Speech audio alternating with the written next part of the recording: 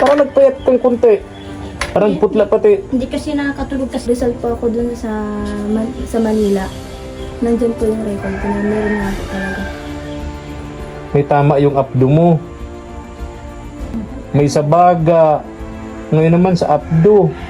Kasabay nga ako. Anong nararamdaman mo, Neng? Masakit po yung tagilihan na po pag nainom ng gamot.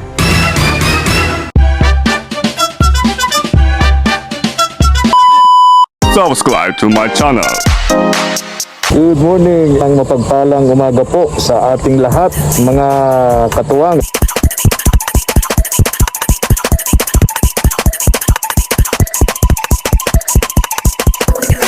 Tara po, salamat po. Dito na tayo sa bahay nila Ate Yolanda at Marjorie, yung mag-ina. Tao po. Tuloy na po kayo. Nadinig agad ako ni Ate Yolanda. Hindi po ito, okay lang po ito si Leah. Opo. Hindi na itsura ko.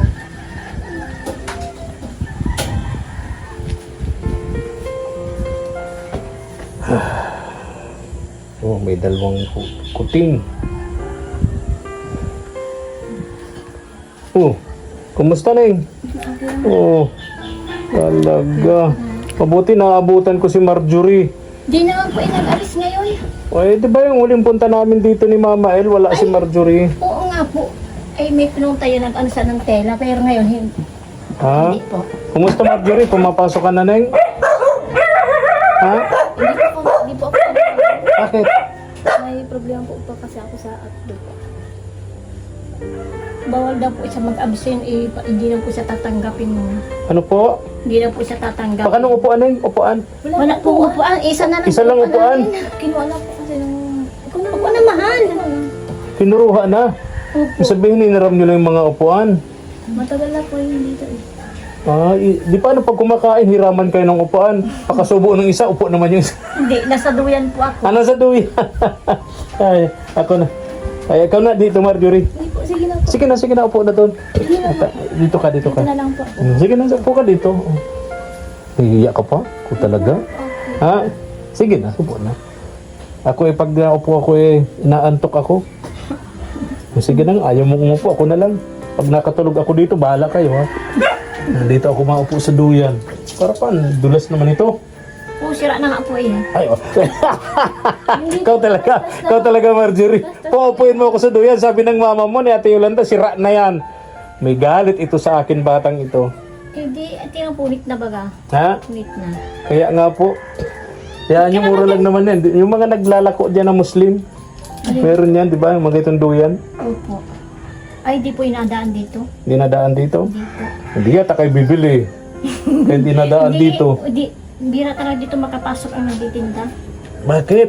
Eh, ganyan nga po. Guys, Dali po tayo talaga. Pagod sa motor, layo nito. Nagulat ako. alin malayo kuya? Yung ano, yung Bensons o yung sa inyo? Ay, ito siyempre ang malayo. Sobrang layo nito. Ano gawa galing sa Bensons sa Talisay papunta dito? Galing saan ho? Bensons hanggang dito. Ay, ito na nga. Ay, naglagatak na. Ayun, sinasabi ko na, Marjorie. Ang bigat Oh. rin. Yun, naglagatak na. Nahulog tuloy yung sinampay ni Marjorie. Ay, nako. Kaya pala ako gustong-gustong paupuin ni Marjorie. May galit talaga to sa akin, batang ito. Parang nagpayat ka pati, Neng. Oh, Parang nagpayat kang kunti. hindi man po. Ha? Dati medyo blooming na ito nung huling punta namin dito ni Mama El. Ngayon parang nagpayat siya ng konti. Ano nangyari? Ano na po kasi ako natulog. Mga tinak po. Bakit? Hindi ko po alam. Hindi po ako makatulog. Nagpayat ka nga. Nagpayat ka talaga oh. Parang putla pati. Hindi kasi nakakatulog kasi minsan na ano na siya ng ano, yung nakatake sa minsan ng ano. Ay, ang tagal pa man kaya ng ano eh. Nang ano? Yung sa ano, schedule na ultrasound doon sa ano, July pa yun. Ngayon tagal pa naman. Sabi ko nga ano uli isa, hindi mama, mabago ka na naman nun. Sabi nga gano'n. Pag mo na yung ano, yung schedule. Ultrasound saan yun Sa abdo po. Sa abdo. Anong sabi ng doktor sa'yo? Wala pa naman po kasi di pa man po na-ultrasound pero may result po ako dun sa Manila. Nandyan po yung record ko na meron nga po talaga. May tama yung abdo mo. Ang dami mong tama. Ang daming tama nito, Ate Yolanda, ni Marjorie. Ganun po. May sa baga. Ngayon naman sa abdo. Nagkasabay nga ako. Hindi siya sabi hindi naman pinaoperahan kasi yun nga. Pero yung baga mo, Okay na po. okay na yun. 6 months gamutan, okay na. Punta ka ba ulit sa doktor after ng 6 months na gamutan mo? Anong sabi ng doktor? Negative na po baga ako nung dati dun sa Manila pa. Ah, sa Manila pa. So, nang uwi kayo rito, hindi ka na nagagamot. Nagagamot pa po yan. Kasi Oh, ano ba talaga totoo sa inyo mag-ina? hindi po, Pambihira. hindi ibig kong sabihin po yan, hindi natapos yung gamutan dun. Oo. Kaya tuloy-tuloy pa talaga yun. Hindi naman porket negative na, itigil na yun. Oo. Kaya ganun po yun. Marjorie, hindi mo pala tinuloy yung gamutan. Sa Manila, ko po, dito tinuloy. inano po na lang, pinapelbisi po yung gamot ko dito po sa Oo. Kasi po kuya, dalawa ang nun yung sa tabletas, isa na yung gamot na dalawa, yamunya, saka yung... Pero alam nyo, Ate Yolanda, yung gamot sa ganyan, lahat na center sa buong Pilipinas, meron, libre naman yan. Hindi nga dito Sa pinayagan. Manila nga po yun. Sa Maynila kasi yun. Hindi man nga dito pinayagan mag-transfer yung yung center dito. Ang dami pang chichiburetsi. Kaya ang ginawa na ng center ng Maynila doon, pinapa-LBC na lang. Yung supply niya ng gamot. Opo. Opo. Kasi dalawang klase po yun. Iisa na sa gamot. Magkaisa na. Yamon niya saka yung niya. Dito. So, sa madaling sabi, shortcut na natin, yung sakit niya sa baga, okay na. Tama? Opo, okay na po yun. Sa abdo na lang po ang problema ko. Parang ayaw maniwala ni Ate Yolanda, oh. Oo nga po.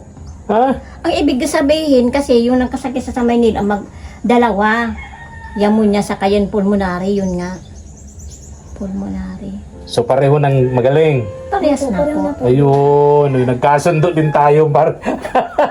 Nagugulo ako sa inyong mag-ina. So, yung Lasing ka po. yung sakit mo sa baga, okay na. Opo. Magaling na. So, ito na lang po problemahin natin. Itong sakit mo sa abdo. Anong nararamdaman mo, Ning? Masakit po yung tagiliran na po pag nainom ng gamot. Pag nainom ka ng gamot. Tapos, bakit hindi ka nakakatulog? Hindi ko po alam. Alam mo yung hindi ka makakatulog? Yung mga organs natin, ano yan? Nagkakaproblema tayo dyan. Kapag ka hindi tayo nakakatulog, syempre humihina yung ating immune system, yung ating katawan manghihina. Maraming mamumroblemang organs ng katawan natin pagka tayo laging puyat. Ilang oras ka lang natutulog? Mga 6 hours lang po ata. Kasi minsan po nagigising ako ng 2 eh. Alas 2. Opo. Yung gising na alas 2, pareho tayo. Alas 2, alas 3, nagigising Opo, ako. ganun po. Pero natutulog ako alas 9. Ikaw, Mga 4 na po ako nakakatulog. alas 4 lang? Umaga? Hindi po, madaling araw po. Kaya nga, alas 4, umaga yun. Oh. So, alas 4 ng umaga ka nakakatulog. Anong oras ka nagigising? Mga 6 na po eh. Dalawang oras lang. Hindi, ang ibig sabihin niya, anong oras ka nagising ng halimbawa, O, nakatulog ka alas 4 ng umaga. Sabi mo, anong oras ka nagigising noon? Kung nga ba naman mga 6 na ako nagigising. O, di 2 hours lang. oo nga, bibi.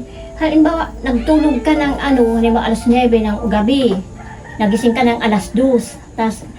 Tapos nagising ka na naman ng alas 2 nga nagising ka. Tapos nagising ka uli, yung mga 6 na. parang ganun. Kasi sabi mo alas 4 ko na inatulog ulit, tapos nagising. Dalawa yung gising mo. Alam mo, epekto yan. Hindi naman po kasi pare-pareho minsan. Oo. Hindi din po. Alam mo yung napapansin ko ngayon kay Marjorie, medyo lumalayo yung mga sagot niya sa tanong ko. Ngayon lang to nangyari, Neng. Yan siguro epekto yun ng puyat. Po, medyo lutang po. Lutang, tama. Lutang si Marjorie. Ganun yun din. Epekto yan ng puyat. Kaya nga po.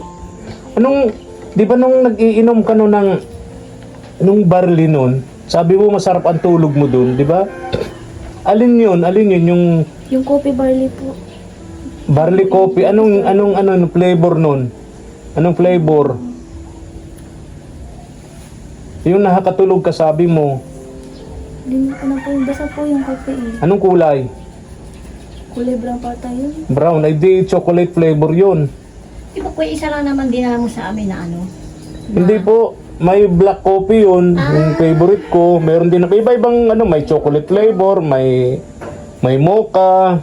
parang chocolate Wala nga. pong chocolate. Adik black coffee yun. Mocha. Ayun. Nakakatulog ka doon ng maayos. Ilang araw na yan ganyan na tulog mo na yun? Medyo matagal na rin po mag-isip. Tagal na. At ka nga pala hindi pinayagan sa school na mag face to face. Yun nga daw po, para nag-absent ako, hindi daw po ako excuse nila.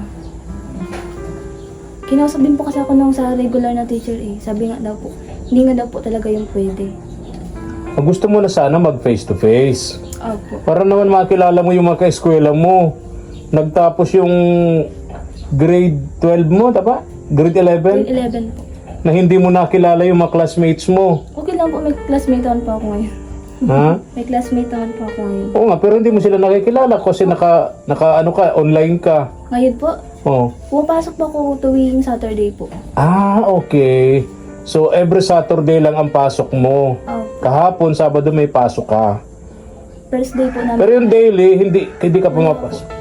Okay. Kasi yung teacher sa regular, may pasok po kami. Hindi sila pwede magturo sa amin kasi naka-schedule po sila sa regular class. Okay. Opo, kaya Sabado lang po pasok namin. Ilan kayo? Grade 12 po, 6. Ay, 5 lang po ata kasi hindi na po umapasok ng isa eh. Anong may mga may sakit? Hindi po. Ano yun, may mga may edad na may anak na may... Okay. Ano po, Ate Yolanda? Yung anak na yung may mga asawa niya. Ibig sabihin na yung mga na, Opo. mga nasa katanghalian na. Yung mga kaeskwela mo. May mga anak. Kaya tuwing Sabado ka nalang pumapasok. Opo. Para din sa kanila yung opportunity na yun, nakasama ka doon. Okay. So nalungkot naman ako kasi magaling na si Marjorie doon sa kanyang baga. Ngayon naman sa abdo. Hindi makakatulog ng... May gamot ka dyan? Hindi nga po ako nag-inom ng gamot kasi nasakit nga po yung tagiliran ko. Pag nainom ka ng gamot, sumasakit yung tagiliran mo. Saan lugar dyan? Tagiliran mo kanan, kaliwa? Dito po Ganyan. Opo. Dito po pa sa akin nung doktor dun sa Manila eh, pag dito daw po nasakit. Abdo yan. Opo. Wawa man si Marjorie. Ang dami-daming nararamdaman. Ate Yolanda, yung iyong magiging katuwang sa pagtanda mo, kung ano-anong mga sakit ang nararamdaman. Gagaling din po yan. Ha? Gagaling din po. Ayun naman siyempre. Pray lang tayo lagi sa Diyos, Ate Yolanda, di ba? Walang imposible sa Kanya. Opo. Binibigyan niya kayo ng mga ganitong klase ng pagsubok. Sabi nga ng iba, Dami na. kasing laki ng barko na pagsubok, pero kung iisipin natin, kasing lawak naman ng dagat ang solusyon. Ano po, Ate Yolanda? Kumusta, may pagkain kayo? Meron pa naman po. Meron pa naman. Kumain na kayo? Opo, kakatapos lang tayo kanina. May tira pa? Meron po. Anong ulam nyo? Gabi, Kuya Efrain. Wow! Sino nagluto? Siya. Ano po? Wow! Galing naman. Sino naggata? Si anak. Ayun. Sarap pang magluto ng gabi si Marjorie at Yolanda. Opo. Talaga. Tapos anong sahog? Tinapa. Opo. Tapos may sili. Ay, wala. Bawal sa iyo yun? Ay, ako kasi makisili ako. Ayun po pa Grabe ako sa sili. Minsan di na ako tinatabla ng anghang. Di ko na hinahalo sa gulay yung sili. Kinakagat-kagat ko na. Gamot kayo sa... Parang ramdam ko pag kinakagat ko yung sili. Ramdam ko yung anghang, pero pag hinahalo ko sa gulay, di ko na maramdaman. Kain ka po kuya. Ay, sige, salamat po, Ate Yolanda. Mayroon pa naman kaming kanin. Iulam pa naman. Marami pa kayong bigas? Medyo po. Ha? Tama. Medyo ano, Kunti na lang po. konti na lang. Mga ilang araw pa. Parang mga 3. Konti na nga lang. Konti na nga lang. Ayan. Okay. May pera pa? Wala na po. Wala na. Meron pa? Wala talaga. Side na. Ay, ganito. Bibigyan ko kayo ng pera. Okay lang ito. 1,000 pesos, Ate Yolanda. Bigay ko kay Marjorie. Marjorie, oh. Anong bibilhin niyo yan? Ano po, yung pansahog po ba yun? Pansahog? Sa gulay. Pansahog po ba yun? Okay. Yung 1,000. Ay, bigas. Hindi na kayo bibili. Bibili po. Paano pagkakasyahin yan? Ha? Kasi yan. Dagdagan na natin ng 1,000 uli. Para sa bigas. Ano? Opo. Bili ka ng bigas, Neng. Di ba yung 25 kilos, 1.5 yun. Ano? 1.5 na po. Tapos, may 500 pa. Yan yung bili mo ng bawang, sibuyas. Di ba? Tama, Ate Yolanda? Opo. Bali 2,000. Ano? Yung 500 sa bawang, sibuyas. Kaya lang, pangsangkap lang yun ay yung pangsahog. Halimbawa, tinapa. Di ba? Tuyo. May nalibot naman po. Ha? May nalibot naman po dito. Naglalako? Minsan po 50 kalahati. 1/4. Naglalako? Dagdagan pa natin ng 1,000 para mapambili. Ha? O yan. Oo. So, bali 3,000 na yan. Ano? Tapos may kuryente bayad na. Hindi pa po. Ay, Oo wala na po. reading. Ha? Hindi pa na-ready. Di pa na-reading. Ay, pag nag-reading, magkano bayaran niyo, Ate Yolanda? Hindi ko po pa alam. Hindi ko Ha? alam. Hindi man po kasi Wala pa nga na-reading pala. Ba't ko tatanungin kung magkano? Di pa ka pala na-reading. Pambihira, parang ako na rin. Parang si Marjorie Lutang. Pambihira. Ay, ay, pambihira. Ay, di pa ano. Bili ka ng 25 kilos na bigas. Nahatid naman ng tricycle, ano? Opo. Tapos, yung 500, bili ka ng sangkap. Tapos yung 1,000, bahala ka na. Pag ulam-ulam nyo, bibigyan pa sana kitang 1,000, kaya lang, hindi mo na alam kung anong bibilhin mo. Wala ka nang bibilhin, ano? Pantimpla po. Pantimpla. Ate Yolanda, pantimpla daw. O, dyan mo na itong 1,000 pesos. So, bali magkano na, Ate Yolanda? 4,000. Ha? 4,000. Sino po nagbigay? Ha? Sino? Hulaan mo kung sino. Sa atin yan na. Oh, yun. Nahulaan talaga. Hindi naman po ang nag-ano sa Oo. amin. Salamatan niyo si Ma'am Berna in Sir Bob Ellen of Australia. Maraming salamat po Ate Mira and Bob Kuya Bob.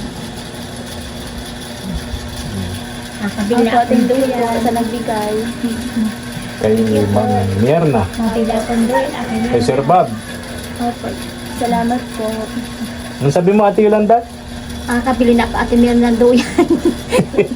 Duyan. Sira na po yung duyan nila. Pinaupo ako ni Marjorie. Nagralagatak na. Oo, si Riro. No, nga, oo. Kaya man pala ko pinaupo ni Marjorie. Para masira ng tuluyan. Ang bigat ni Kuya Ako pa yung... Ano po yung sampayan? Ha? Sampayan. Sampayan. Ano ka nakasabit ba? Oo. Kumusta kayo dito? Okay naman po. Wala naman kayong problema. Pansin ko lang, kayong magnanay, parang lagi kayo may kinatatakutan, Ate Yolanda. Ay, kawasa po kuya, yung, di ba, ano may si Bakla?